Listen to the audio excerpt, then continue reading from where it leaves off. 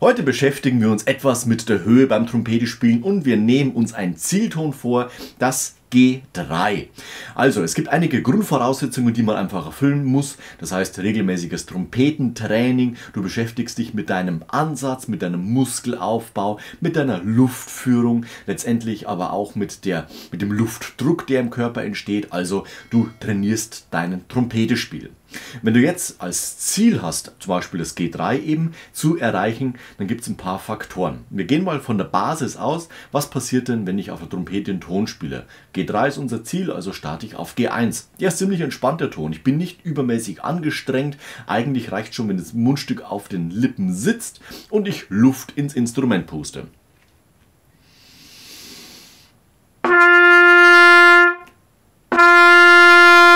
Da muss man gar nicht viel machen, das G1 kommt. Wenn ich jetzt nach oben gehe zum G2, spannt sich meine Muskulatur an, aber ich drücke das Mundstück natürlich nicht gegen die Lippen. Die Spannung ist hoch, die Frequenz, die entsteht, ist auch wesentlich höher, deswegen komme ich auch in die Oktave.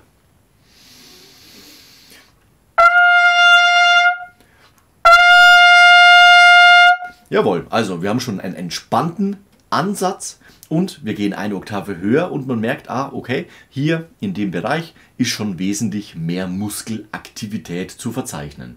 Wenn ich jetzt noch eine Oktave höher gehe, also zum G3, muss ich also das Ganze noch wesentlich intensivieren, damit ich eben die Frequenz von diesem G3 auf der Trompete auch spielen kann.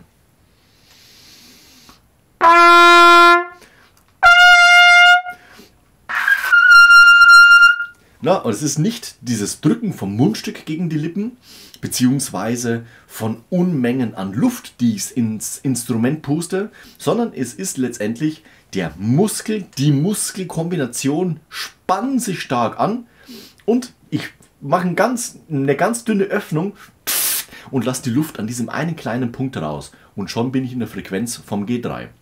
Natürlich kannst du dich auch schrittweise dem Ganzen annähern, indem du zum Beispiel die Zwischentöne spielst. Dann hast du entweder einen G-Dur-Dreiklang, G-Moll-Dreiklang, je nachdem.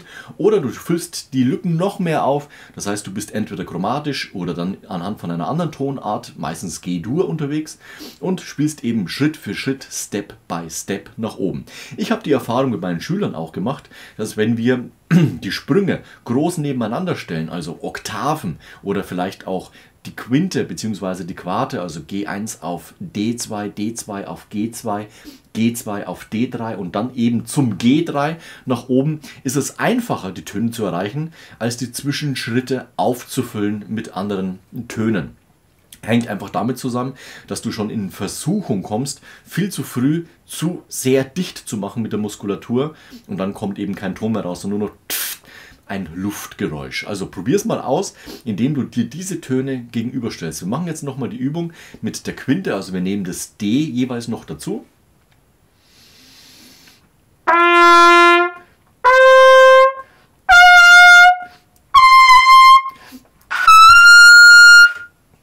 Jawohl, und dann haben wir eben unseren Zielton erreicht. Also versuch's mal auf diese unterschiedlichen Möglichkeiten.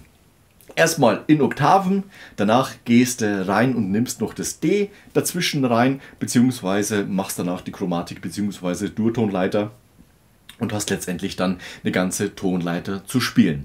Du musst natürlich jetzt nicht bis zum G3 spielen, du kannst auch alles wesentlich nach unten transponieren, das heißt Zielton F, S, C, D und so weiter und so fort oder letztendlich auch nach oben transferieren das Ganze, wenn es eben um C4 und so weiter und so fort geht. Aber versuch's mal und mach dir Gedanken über diese Art und Weise, sich die Höhe etwas näher zu bringen und schreib in die Kommentare, wie es bei dir funktioniert. Wir sehen uns nächste Woche zu einem neuen Video rund ums Trompetespielen. Bis dahin, ciao, euer Nico.